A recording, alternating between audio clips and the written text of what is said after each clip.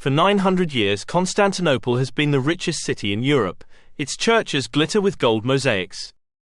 Its palaces overflow with silk from China. Its markets sell spices from India. Its walls have never been broken by force. To the medieval world, Constantinople is untouchable. Which makes what happens next almost impossible to believe. The army outside the walls isn't Muslim, it isn't Mongol, it isn't Viking, it's a Crusader army. An army wearing crosses on their chests, an army that was supposed to be marching to Jerusalem, and within days they will steal an empire.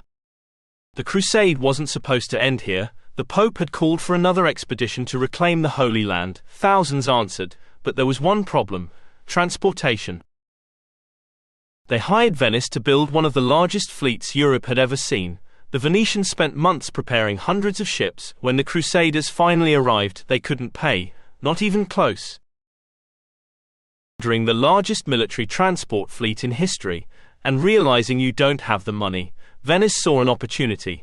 Its elderly doge Enrico Dandolo offered another deal: you can't pay your debt, so fight for us instead.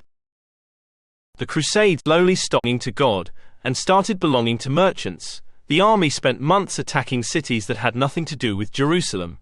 Then came a prince from Byzantium, Alexios Angelos. He made a promise that changed history. Help me take back my father's throne, and I'll pay you more money than you've ever seen. I'll feed your army, I'll fund your crusade, I'll even reunite the Eastern and Western churches. The Crusaders accepted.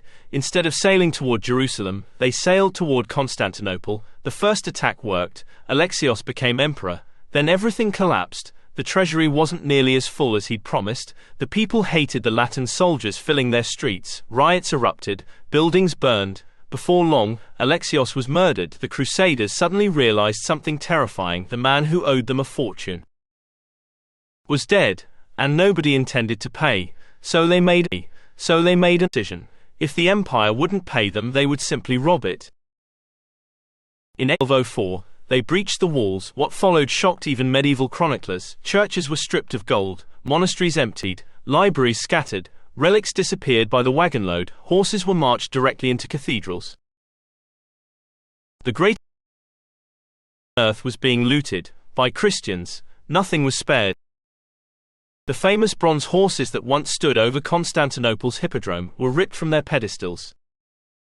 They still stand today above St. Mark's Basilica in Venice. Entire shiploads of marble statues, icons, jewels, manuscripts and precious metals crossed the sea. Generations of Byzantine wealth simply changed addresses. Some treasures vanished forever. Others survive today in museums and churches scattered across Europe. Walking through Venice today, you're looking at pieces of Constantinople. The money was divided. Venice claimed the best ports. The Crusader nobles carved the empire into kingdoms before the fires had even gone out. Imagine burglars arguing over who gets which room before the homeowner's house has finished burning. That was the Fourth Crusade. The Byzantine Empire technically survived, but it never truly recovered. The richest city in Europe had been gutted, its economy shattered, its defenses weakened, its confidence destroyed. 2.5 centuries later, when the Ottoman Sultan Mehmed II finally arrived with his cannons, Constantinople stood alone. Many historians argue that the city didn't truly fall in 1453. It began falling the day the Crusaders robbed it. One theft,